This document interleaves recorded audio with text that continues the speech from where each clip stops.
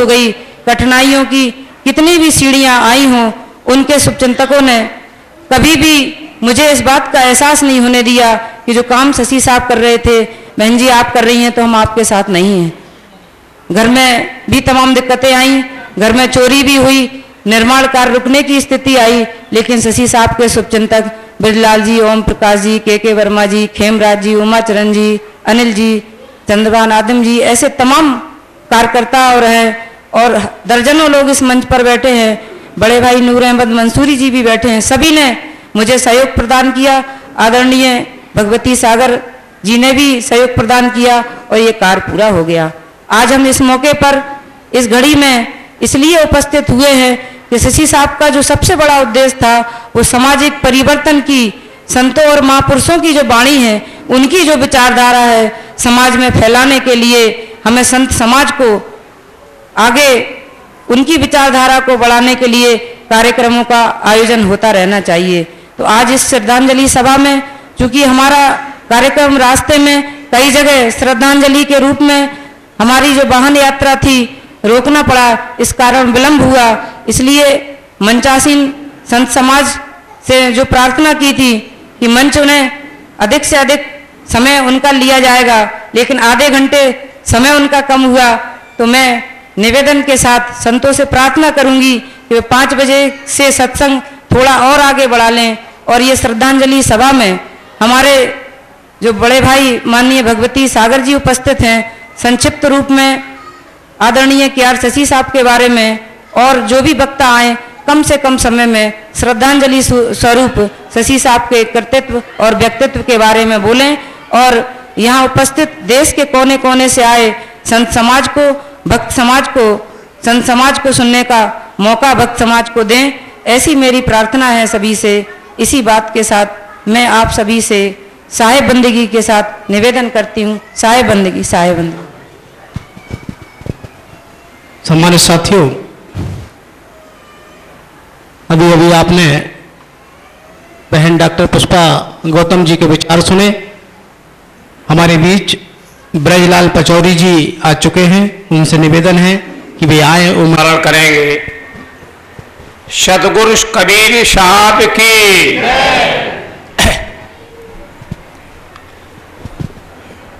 मैं आज इस दुखद बेला में उपस्थित हमारे कबीर दर्शन के देश के बहुत ही प्रकांड विद्वान संतगण यहाँ पर उपस्थित हैं। उनमें परम आदरणीय, परम सम्मानित प्रेम साहब जी, बड़ा सौभाग्य है हम लोगों को कि हमको गुजरात के भाई ज्ञान साहब जी, अमरोही साहब जी, पूरन साहब जी, भगवत साहब जी, मंच पर विराजमान हमारी संत परंपरा की बहनें और भाइयों, यहाँ पर उपस्थित है सभी संत कबीर को, फिलॉसफी को मानने वाले सभी हमारे श्रद्धावान बहनें उपस्थित है, पितातुल्य बुजुर्गों, नौजवान दोस्तों, मैं अपनी बात रखूं इसके पहले मैं यहाँ पर जो ये सत्संग भवन बना है और इसमें इसके बाद बहन पुष्पा जी का जो त्याग मैंने देखा है, मैं शशि साहब के जितने भी अनुयायी हैं उन्होंने जो सहयोग किया, मैं उनका सभी का हृदय से धन्यवाद देना चाहता हूं, आभार व्यक्त करना चाहता हूं। भगवत साहब, कल मेरी चर्चा हुई तो भगवत साहब थोड़ा दुखी थे। मैं संतों का जो यहाँ पर प्रयास और योगदान रहा है, निश्चित ही उसके लिए हमारे साथियों से अगर किसी से कभी कोई अनजान में अगर कोई शब्द निकल गया हो और आपकी भावनाओं को अगर ठेस लगा हो तो उसके लिए हम लोग माफ़ी चाहते हैं। आप लोगों का बहुत बड़ा त्याग रहा।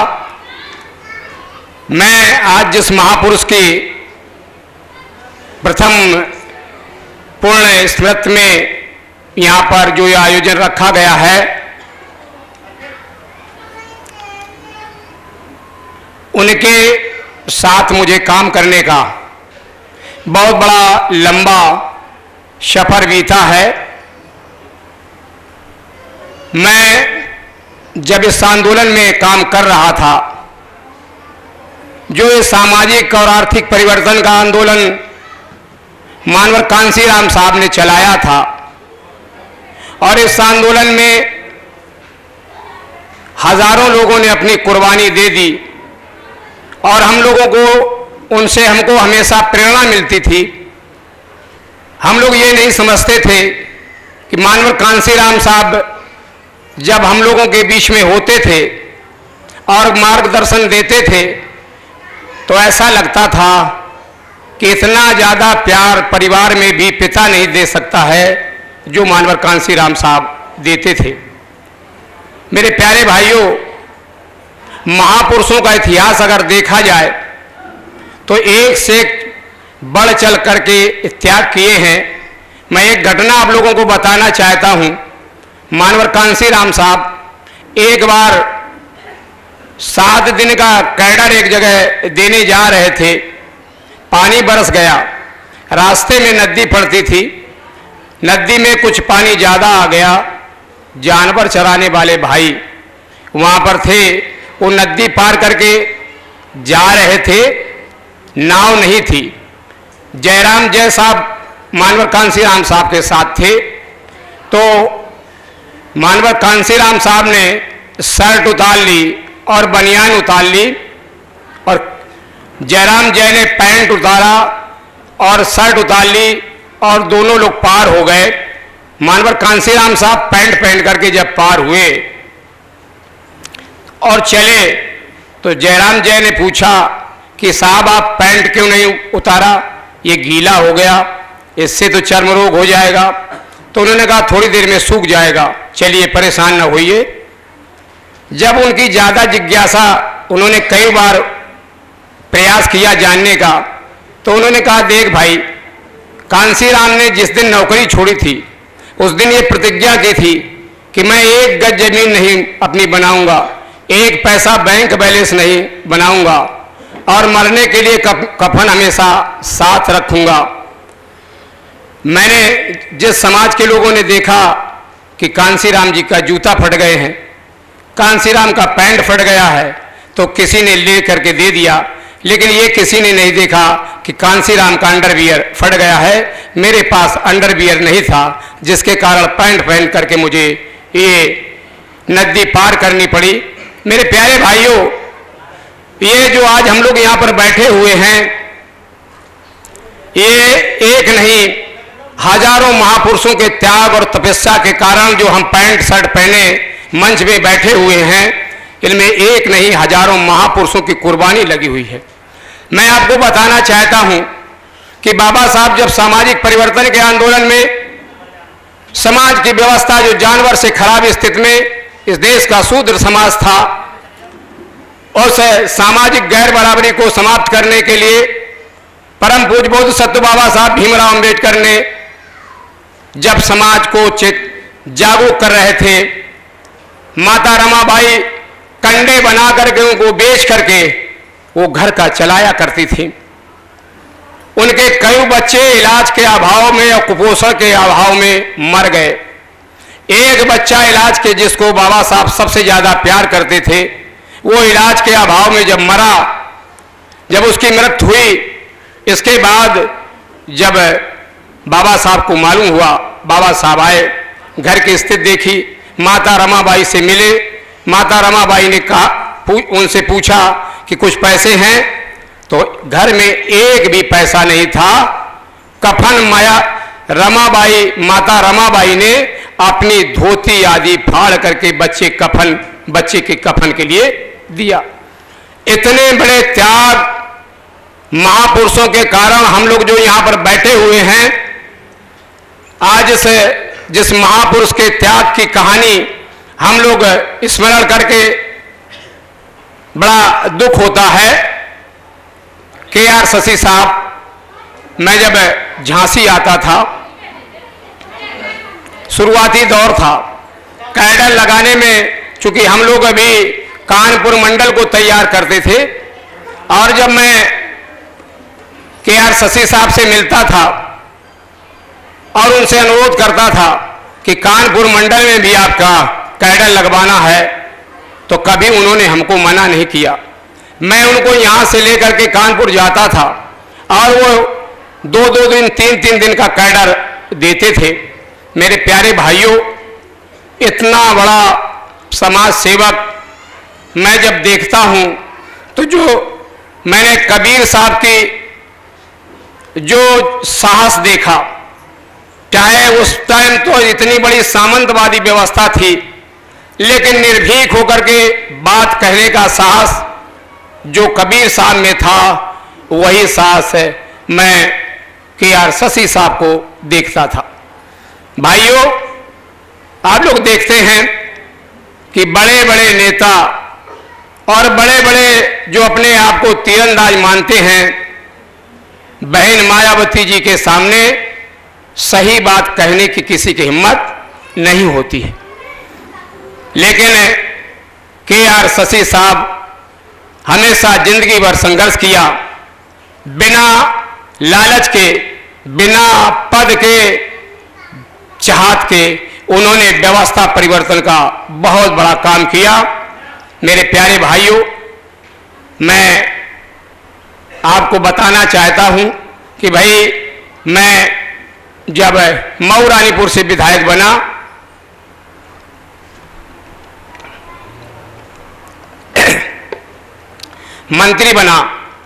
मंत्री बनने के बाद यहां पर सबसे ज्यादा इस देश में अगर परेशानी है तो इस देश में जाति व्यवस्था है। जाति व्यवस्था जहर है, और जाति व्यवस्था जब तक इस देश में रहेगी तो कोई व्यवस्था संभलने वाली नहीं। इस देश में योग्यता के आधार पर और त्याग का कहीं कोई मूल्यांकन नहीं है। अगर त्याग का मूल्यांकन होता तो के.आर. शशि साहब भारत के राजनीति में शीर्ष पर होते। लेकिन प्यारे भाइयों, इस देश में जाति व्यवस्था का रोग बहुत खराब है। व्यक्तवाद में चलता है, जात पहले चलती है, और इस देश में जाति व्यवस्था समाप्त करने के लिए हजारों महापुरुषों ने त्याग किया। आज वो हमारे बीच में नहीं है। मैं बड़े दुख के साथ मुझे कहना पड़ता है कि के.आर. शशि साहब ने जो पेड़ लगाया था, ये बुंदेलखंड ही नहीं बल्कि देश के तमाम जगहों पर जा करके व्यवस्था परिवर्तन का अलग जगाई थी। लेकिन सबसे ज़्यादा मुझे कष्ट होता है कि जिन लोगों को उन्होंने तैयार किया, वो लोग भी उनके कंधे से कंधा मिलाकर के साथ देने के लिए तैयार नहीं दिखाई दिए। मैं भाइयों, आप लोगों को बताना चाहता हूं कि मैं जब के.आर. शशि साहब को जब डीएम बगल में मेरे बैठा होता था, तो सबसे पहले वो मेरा सम्मान बाद में करता था और के.आर. शशि साहब का पहले सम्मान करता था। क्योंकि मैंने के.आर. शशि साहब और जो यहाँ के फाउंडर 2 लोग थे, बाबू मसलती राम, इनको हमेशा आगे रख करके मैं चलता था। मैं जब इस हमको के.आर. शशि साहब ने कहा कि एक सागर साहब आपको बड़ौनी चलना है, आप वहाँ पर एक अपना बहुत ही पुराने संत हैं प्रेम साहब, और वो अपने समाज के लिए बड़ा अच्छा संदेश देते हैं, व्यवस्था परिवर्तन पर बड़ा अच्छा चिंतन है, आप चलिए एक बार उनसे मिलिए। मैं यहाँ पर आया। भाई भगवत साहब जी को मालूम है कि जब मैं आया था तो ऊपर यहाँ पर बैठे पुराना भवन है, मैंने चिंतन किया और उनसे डिस्कशन किया कि भाई ये बताइए कि यहाँ पर कोई काम क्या हो सकता है। शशि साहब से मेरा चिंतन हुआ, शशि साहब से मेरी बात हुई, तो शशि साहब से मैंने कहा कि यहाँ पर कोई ये बताओ कि यहाँ पर कोई काम किया जा सकता है, क्या काम करना चाहिए। हम लोगों का डिस्कशन हुआ। उन्होंने कहा कि भाई हमारी चाहत है कि ये बहुजन समाज एक तरफ जो शोषक समाज है उसके तमाम चिंतन शिविर चलते हैं, देश में तमाम भवन हैं और उनकी प्लानिंग होती है। हमारी चाहत है कि यहाँ पर कोई ऐसा भवन बने जो पूरे देश के समाज सेवक लोगों को बुला करके जो सामाजिक व्यवस्था के शिकार लोग हैं वो समय समय पर यहाँ आएं और चिंतन करें और इसके बाद निष्कर्ष निकाल करके रास्ता निकाली जाए। क्योंकि एक आंदोलन जो चला था वो आंदोलन में ब्रेक आई तो सभी लोग सामाजिक व्यवस्था के जो समर्थक लोग हैं वो चिंतित थे। तो भाइयों, मैंने वहीं पर शशि साहब से के सामने अपने तमाम अधिकारियों को फ़ोन किया और वहीं पर प्लानिंग की कि ये भवन की जगह देखी गई कहाँ पर बनेगा। हाल के लिए चयन हुआ, एस्टीमेट बनाया गया कितने में बनेगा, पता चला 8 लाख में लगभग बन जाएगा। शशि साहब के भतीजे साहब हैं, उन्होंने ड्राइंग की, वो यही हैं। और इसके बाद इसका निर्माण कार्य में जब शुरू हुआ, यहाँ पर पत्थर थे। हमारे संघ लोगों ने बहुत बड़ा त्याग किया, बहुत बड़ी उनका योगदान है। भाइयों, मैं आपको बताना चाहता हूँ कि कितनी मुसीबत के बाद ये बना है, आप कल्पना नहीं कर सकते हैं। डबरा, झांसी और ग्वालियर तक इसकी शटरिंग के लिए बहुत प्रयास किया गया, कहीं शटरिंग लगाने वाला कोई आदमी नहीं मिला। बहुत लंबे समय के बाद इसमें ये हम शटरिंग लगवा पाए, कई लोग छोड़ करके भाग गए। मेरे प्यारे भाइयों, ये हमारे बहुत से साथियों का और विशेषकर शशि साहब के अनुयायियों का बड़ा योगदान है। लेकिन मैं मंत्री था तो जिससे मैं कहता था तुमको 50,000 भेजना है, तुमको 20,000 भेजना है, तमाम लोगों से इस तरह से जब इसको बनवाया, जब घटे तो लाख 2 लाख मैं भिजवा दूं, तो पता चला जब ये अधूरा पड़ा और वो पैसा खत्म हो गया तो मैं आया तो मैंने कहा ये इतना पैसा कैसे खत्म हो गया। मैं कहने लगे कि साहब इसमें बहुत ज़्यादा मोटी सरिया पड़ गई, इसमें अगर बीच में 2 कॉलम होते तो लागत बहुत कम आ जाती। तो मैं भी नाराज हुआ शशि साहब के भतीजे पर कि भाई तुमने ऐसा क्यों ड्राइंग कर दिया जो ज़्यादा पैसा लग गया, और पैसा है नहीं। भाइयों, किसी तरह से हमारे साथियों ने सबने सहयोग किया और मैं मंत्री रहते हुए जितना निर्माण कार्य हमारे भाइयों ने सबने मिलकर के किया। इसके बाद यहाँ जो डीएम साहब थे, जब मैं यहाँ से चला गया तो डीएम साहब कबीर पंथी साहब ने भी बड़ा योगदान किया। आज वो हमारे बीच में यहाँ पर नहीं उपस्थित हैं, मैं उनको साधुवाद देता हूँ, हृदय से आभार व्यक्त करता हूँ। मेरे प्यारे भाइयों, ये मेरे लिए बड़ा दुखद घड़ी थी कि जिस टाइम पिछले वर्ष KR शशि साहब मेरे साथ माउंट आबू गए हुए थे और एक चिंतन शिविर था, उसके बाद वहाँ से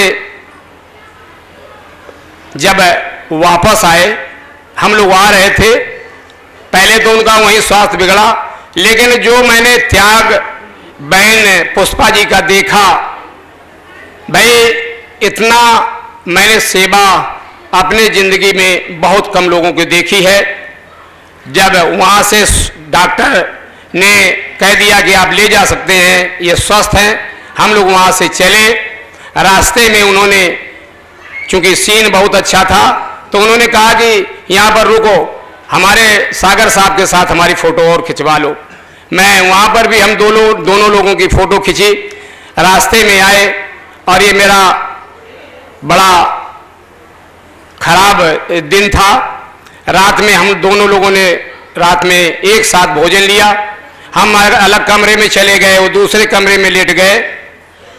वो बहन जी ने जगाने की कोशिश की, लेकिन उन्होंने रोक दिया कि सागर साहब को मत जगाइए। और उनकी तबीयत बिगड़ी, जब ज़्यादा बिगड़ी तब बहन जी ने मुझे जगाया। तो मैं जब तक ले करके और दौड़ूं, गाड़ी को व्यवस्था करूं, तब तक उनको अटैक पड़ चुका था।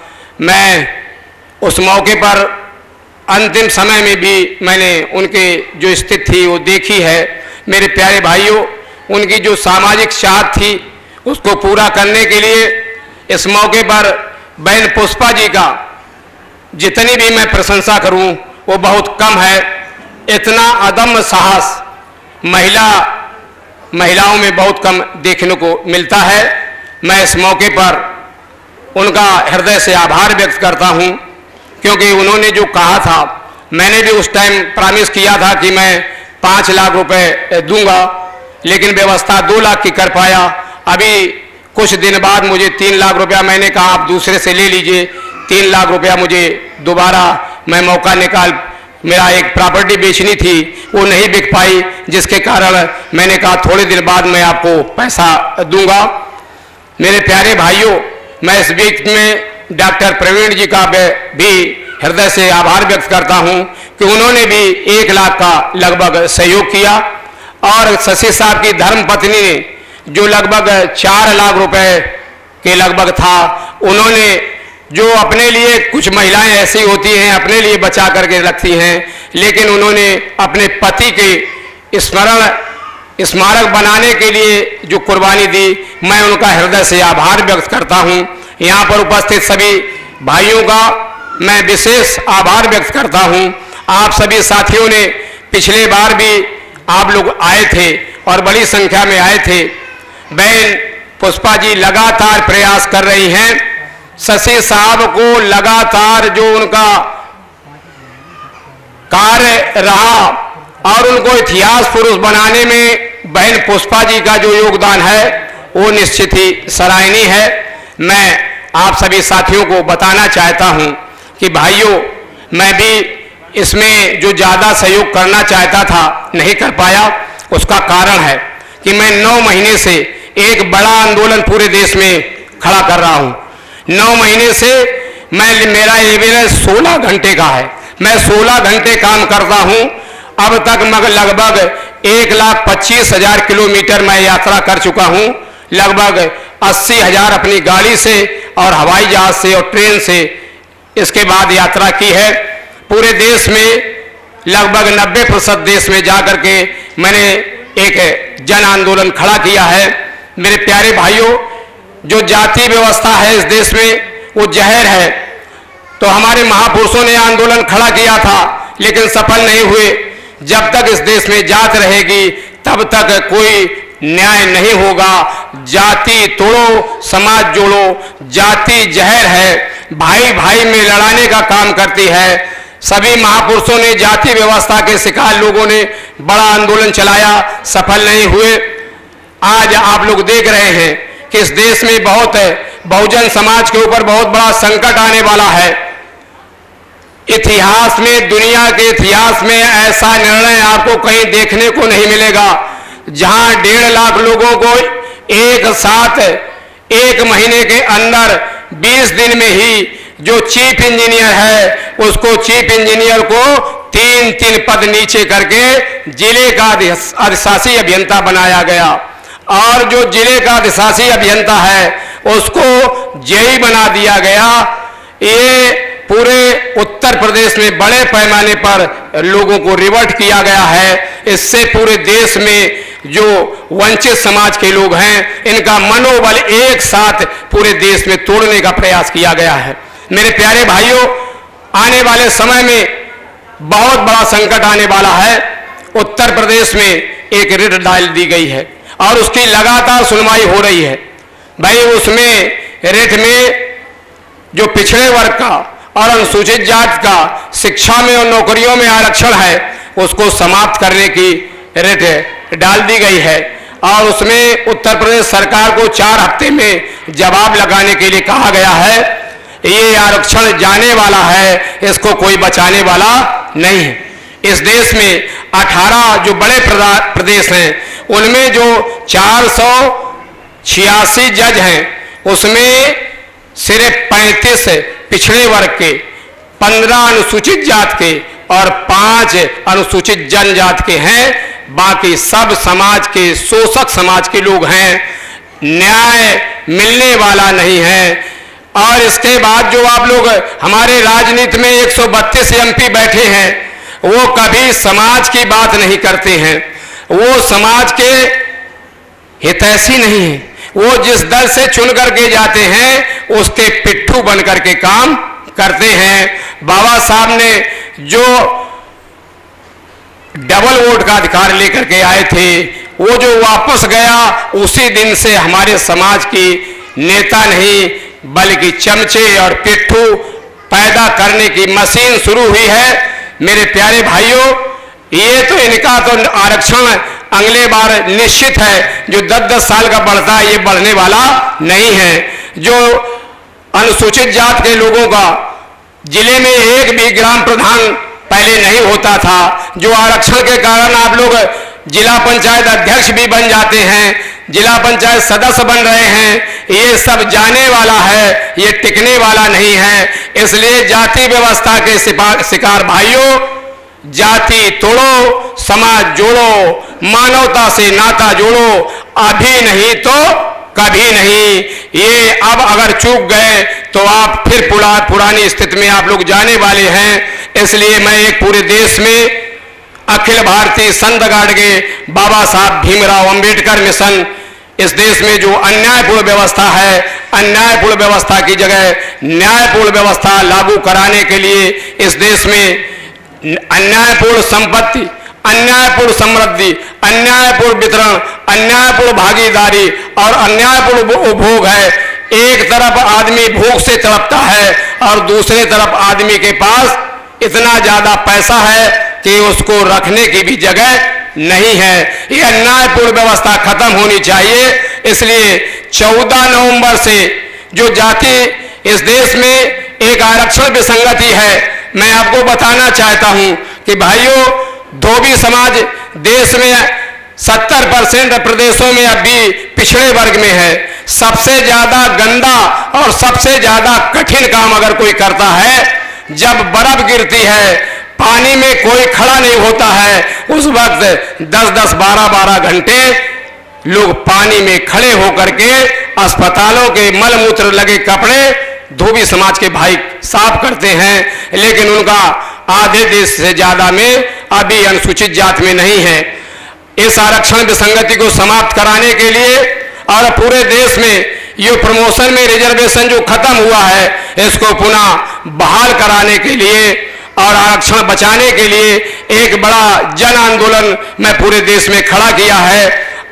14 नवंबर से ग्वालियर से दिल्ली तक एक विशाल जन आंदोलन पैदल मार्च में ग्वालियर से चलूंगा, दिल्ली तक पहुंचूंगा और दिल्ली के रामलीला मैदान में ये व्यवस्था परिवर्तन का एक बड़ा आंदोलन, वहां पर एक दिल्ली को घेरने का प्रयास किया जाएगा।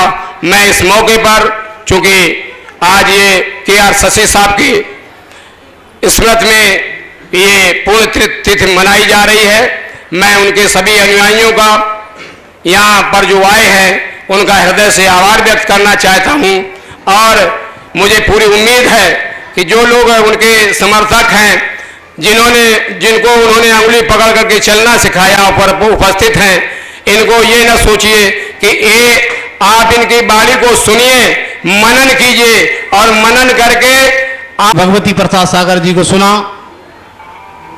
साथियों, अब मैं संतों की वाणी हम सब तक पहुंचे, इसके लिए संचालन के लिए आमंत्रित कर रहा हूं। इस मंच को, इस हॉल के सभी पूर्ण संचालन के लिए मैं आमंत्रित कर रहा हूं साध्वी बहन ज्योतिदास जी को।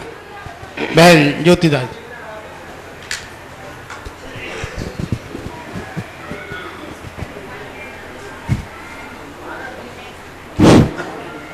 बोलिए सदगुरु कबीर साहेब की। लगता है कि यहाँ कोई नहीं बैठा। जय इतनी जोर से बोलो कि अंदर का पाप निकल के बाहर आ जाए और सत्संग हमारे अंदर समा जाए।